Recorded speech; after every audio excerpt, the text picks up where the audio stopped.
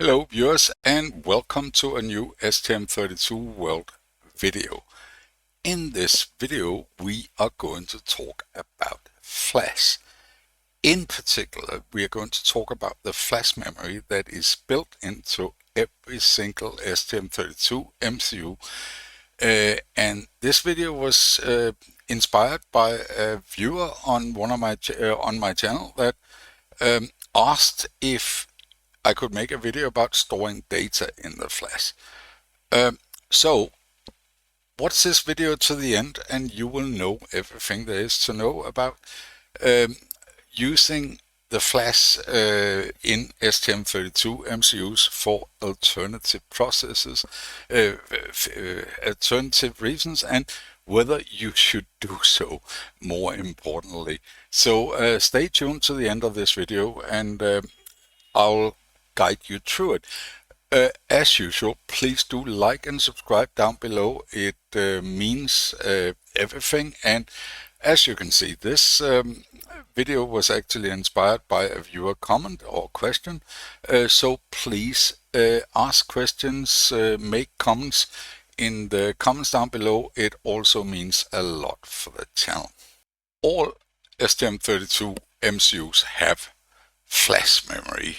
What is flash memory? If we look at the datasheet, just a random here, the STM32 F401, you can see that these MCUs have 256 kilobyte of flash and 64 kilobyte of RAM. Now, flash is a form of what is known as non-volatile memory. That means that it will retain its data when the device is switched off, and when you switch it on again, it will have the same data that was there when you switch it off, opposed to RAM, which is only stored while the MCU is running. The moment you switch it off, all contents of RAM is lost. RAM means random access memory.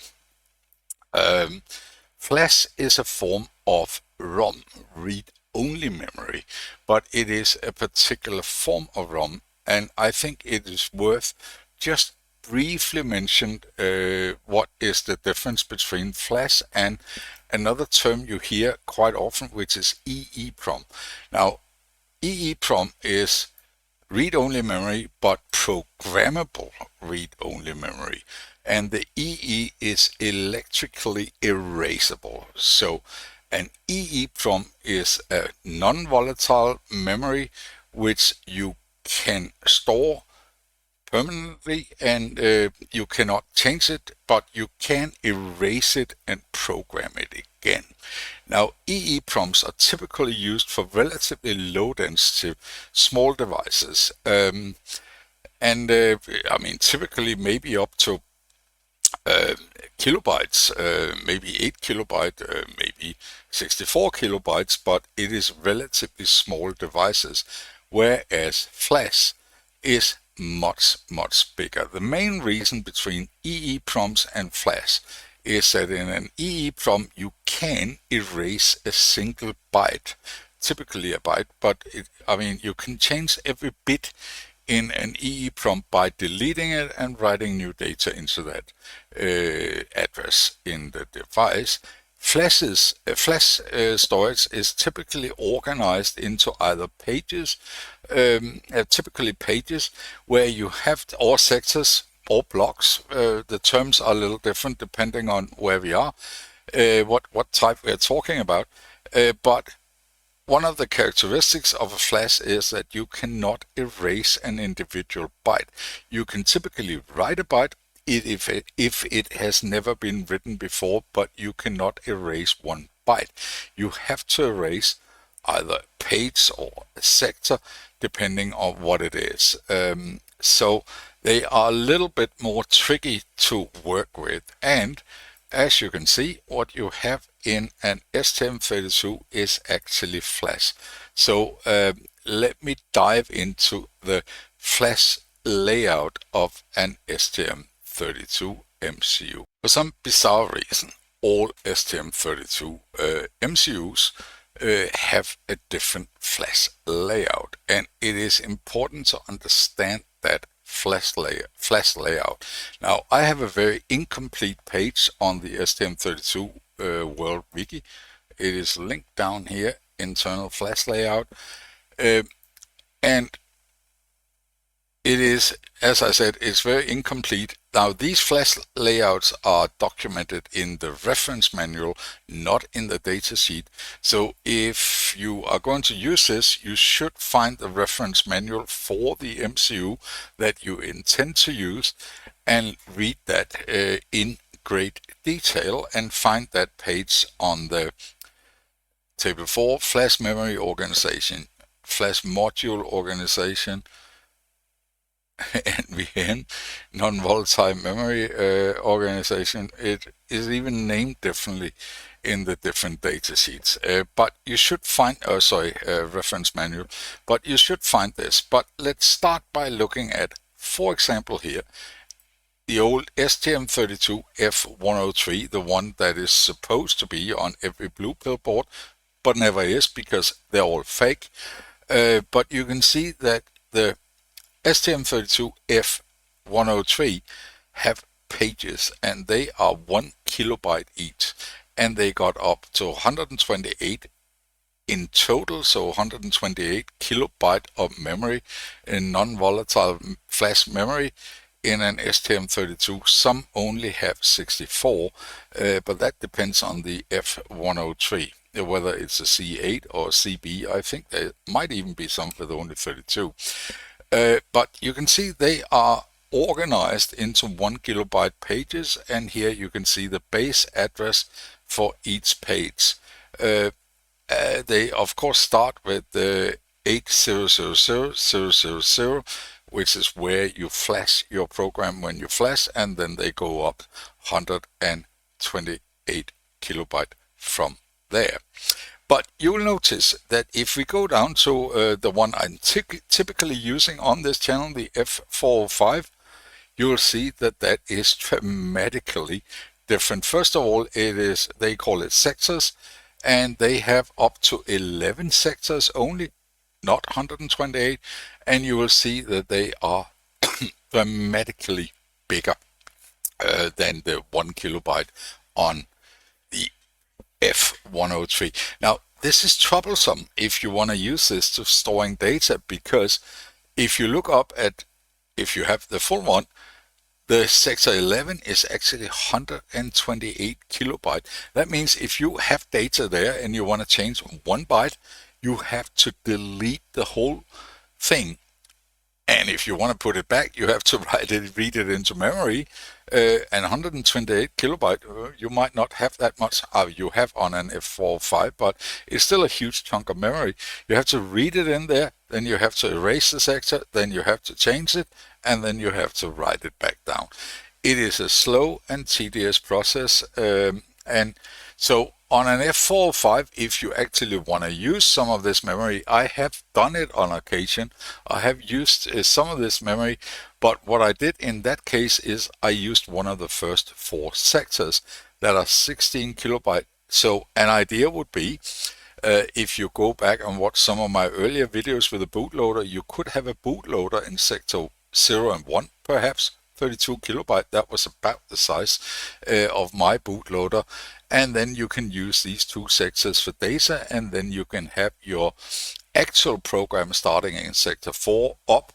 You could even go up to sector 5 up and put your actual program there, and then jump from the bootloader up to that. That will leave these sectors available for some data, but it's still some fairly big chunks, a lot smaller than the 128 kilobyte, but still a fairly big chunk.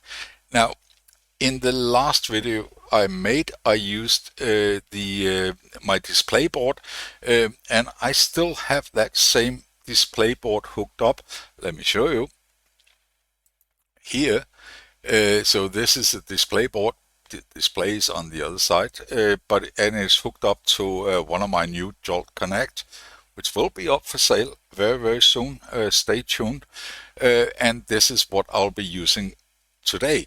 Now, why do I use that one? Well, I'm using that one because it's got an STM32 L432 MCU. And if we go up and look at the flash layout, flash module single bank organization, you will see that that is again divided into pages, and these pages are not 1K as the F103, but 2 kilobyte per page.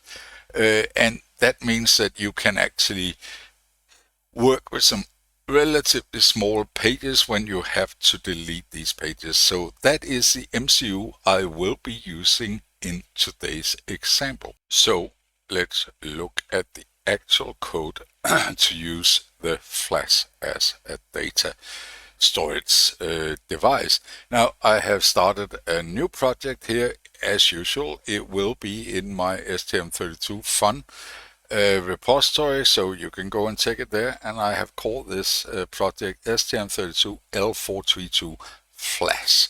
Now the setup in CubeMX is really straightforward. There's a couple of LEDs on this board. I have enabled both of them, and there's a UART, and there is of course the serial wire debug, and that is about all there is. If we go over to the clock configuration, I'm running full speed on this, which is 80 megahertz.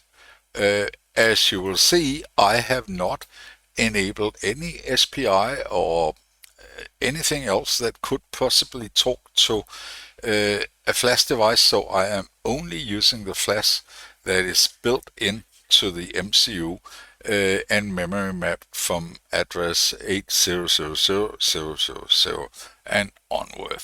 So if we look at the code, the first thing that needs to be done is we need to play a little bit with the linker scripts, because in the linker script you will have the different memory regions defined, and typically you will have RAM, you will have flash, and I have created an extra one here which I call storage. Now I have reduced, originally the flash was 256 kilobyte, and I have reduced that down to 240. And then, well, I mean, it's actually quite easy if we try to build this. So you will see if I build it without that storage, I think you're probably not allowed to do comments like that in a linker script. Let's try to do it this way instead. Should work. Yeah, and you will see over here in the here you can see the flash. Well, it was 240. If we try to say 256 again, this is how it was looking when I started this.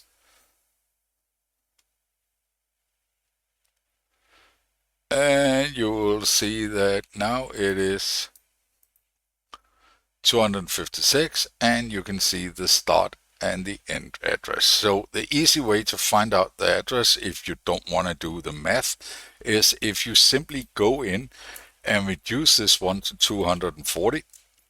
So I reduced it with 16 kilobyte. You build the project like that, and you can look down in the memory regions. Here you can see now it's 240, and it ends at address 203 BFFF. That means the next address would be 803 C000. And what do you know? In my linker script, that is where I start the storage, 803 C000. So immediately following that address, and it's got a length of 16 kilobyte. Now, once you've done this and you built the project with this linker script, you will see you will see over here that there's a region called storage, and no matter how much code you fill in there, this will always be unused at this point in time, completely unused. So it will not collide with the code that you decide to put in there. You just have slightly less flash than you had before. We've seen that before. If you go back again and look at the video about the bootloaders, where I played around with the linker script to allocate different parts of the memory flash to different purposes, one for the bootloader, one for the application. Go back and watch that video. I will explain this in quite some detail. So that is all that needs. So the linker script I just modify so that I won't collide with the memory.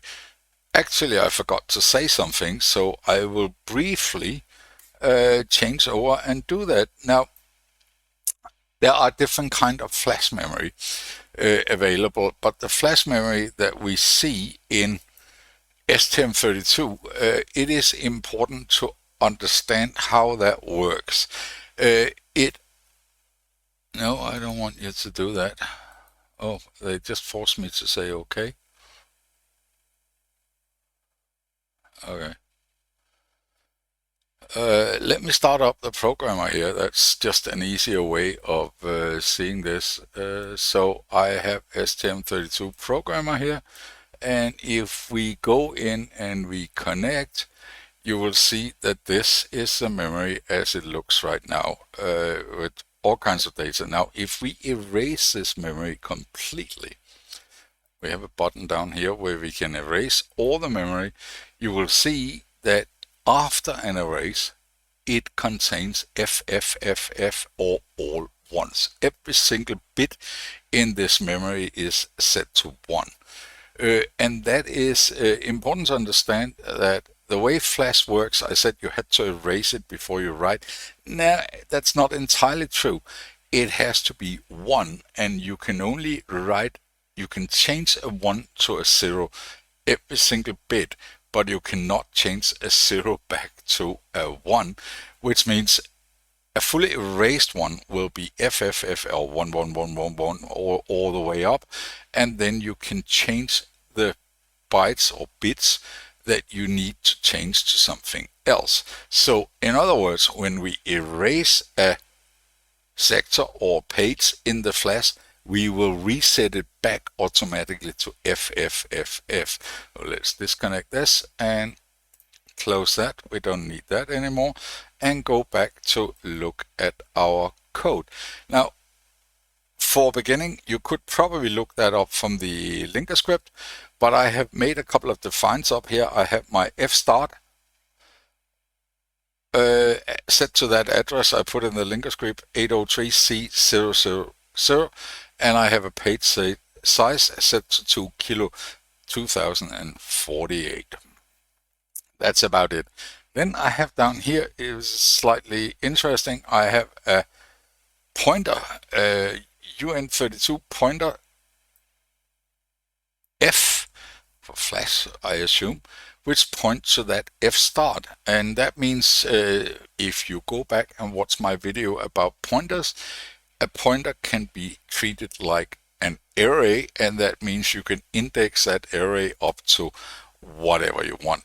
I also have a couple of variables defined there. I have I actually don't think I'm going to use that one, but I have one test1, which I put to the address of fstart, and I could define structures, all kinds of things I could define here. Just make sure that these pointers point to into that fstart array and 16 kilobyte up, and that is about it. Now I have the usual stuff. I have my write here, so I can do some dump, and I'm just merely starting this up, and as usual I'll blink the LEDs every 500 milliseconds, and I will print out every second. I'll print out, but you'll notice one change here, and that is I have that test1 variable. I'll print out the contents of that test1 as well, so we can see if it changes, we can print it out. Then I have a 10-second interval between writes, and you can see here if that comes in. Now I'll talk you through the steps of how do I actually write data down to this flash memory, and of course you have to be careful not to overwrite your code. It is, at least in theory, possible, but you will probably crash your device if you try to write to the code that you're currently executing. Now, you see the first command I'm calling is help flash unlock, and there is of course a help flash lock. By default, flash is locked, so you can't write to it, and if you want to write to the flash, you need to unlock it first. There is no two ways. Then I print what is there now. I could do this without unlocking first. I could easily put this down and unlock afterwards, but you can see I just print out, I dereference a pointer. Test1 is a pointer, so I add that asterisk and I write out on the console what is in that address currently. Then you have to define the page address. Now, if you look over here, you have these, they are 2 kilobyte blocks. We put that in a block size defined earlier. Page size, we called it in the beginning. So each of these pages, as you can see over here in the layout, they are actually numbered. So you have to page 0, 1, 2 and upwards. And these pages, when you erase them, you have to know the exact page number that you want to erase. And in this case, because they're all the same size, it is actually quite easy to find that page. What I do down here is I find page 1 and page 2, because there's two variables, and I take the address of test 1, I remove, I subtract the first address of the flash, then I have the number of bytes between the start and this particular variable, and I simply divide that by page size. Since this is an integer division, there won't be, I'll just ignore if it is inside that page. So you will find that these two, test 1 and test 2, which was only 8 bytes apart, if I'm not mistaken, here plus 8, you'll find that they are indeed in the same page, because they are, well, it would probably have been more illustrative to move one of them up.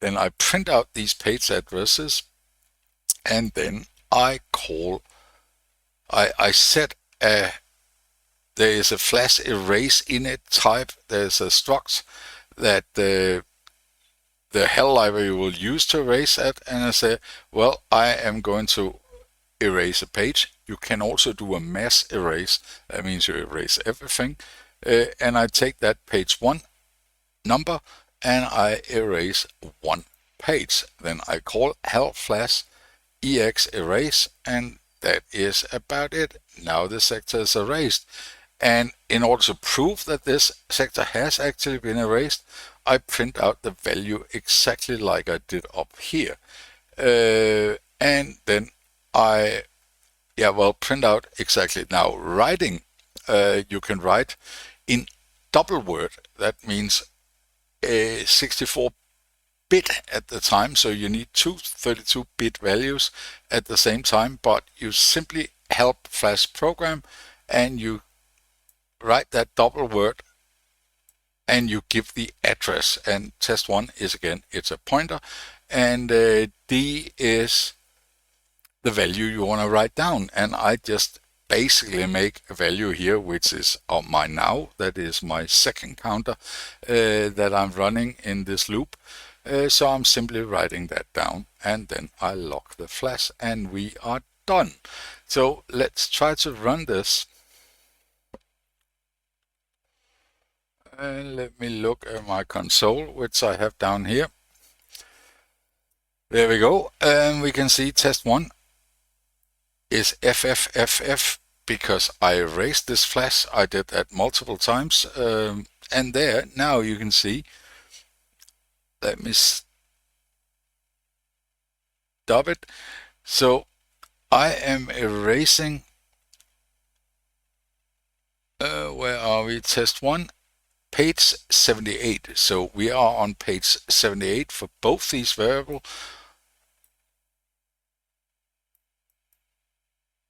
Erase error. What is?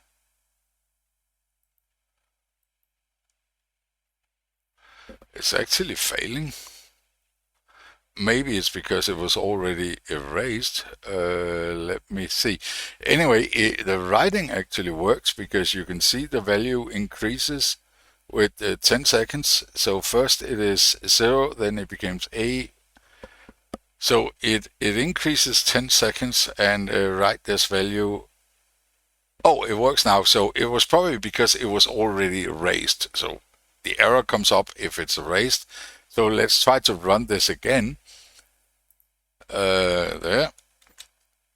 And you will see that it starts up. It does not contain FFFFF. And when it erases, it should succeed. There is still erase. Error. Erased. But it works. And the second time, it doesn't give that erase error.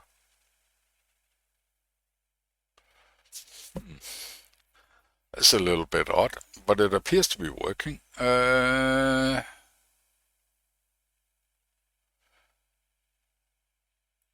Let's have a look at this.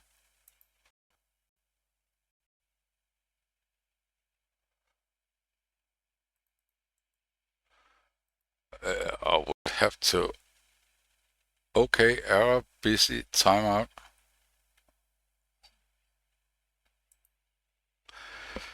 I had not noticed this before I started shooting this video. I am not 100% sure what is going on there, but it's only the first time.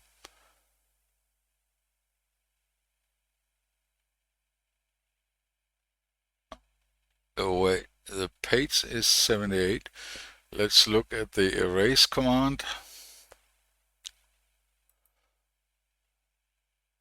I'm simply save flash and I'm using that PG1, which should be the 78. And it gives me an erase error first time I run it. Well, read the description down below. I'll probably I'll try to figure out what is happening there and add this, maybe add it to this video, but I'm not entirely sure. Anyway, this is what I initially thought I would say about this flash. It is not completely clear yet whether this is useful or not, but one of the reasons why you might consider not doing this, I want to show you that. So if we kill this and go into the F401, oh, it is actually here. I could just have looked. But the interesting part I wanted to show you is here. The flash memory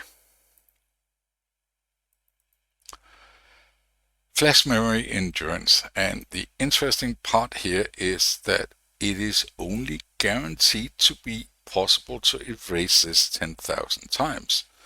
It will retain the data for quite a long time, up to 30 years guaranteed, but only 10,000 writes. So you can see if you write often, if it's like, say, my counter here where I change it every 10 seconds, you can do the math. I have not done it, but it will not last very long. Month, 2 months, then it will break down, possibly, because this is they used to have a comment that this was a one guaranteed by design. So it's guaranteed to work 10,000 times, but it may or may not fail after the 10,000 times. So possible. But in comparison, if we look at, for example, at W25Q128, which I used in a previous video, which is an external flash chip. That one can do several 100,000 erase cycles before it fails. And you probably all know SD cards, and SD cards is the same thing. You have a quite high number of writes that you can do, and in SD cards you also have an intelligent controller built in that will automatically do load balancing. So if you keep updating a position internally, it will move that position throughout the flash memory, and it is flash. Now I am going to make one more video about this, where I'm actually going to try to put a file system into this flash chip, and I'm going to use one called LittleFS, but I will cover that in the next video because I think this video is already getting too long. So, as usual, I mentioned earlier, please do like and subscribe. Please comment down below. Please read the description. I quite often link some important information in that. And as usual, have a wonderful rest of the day.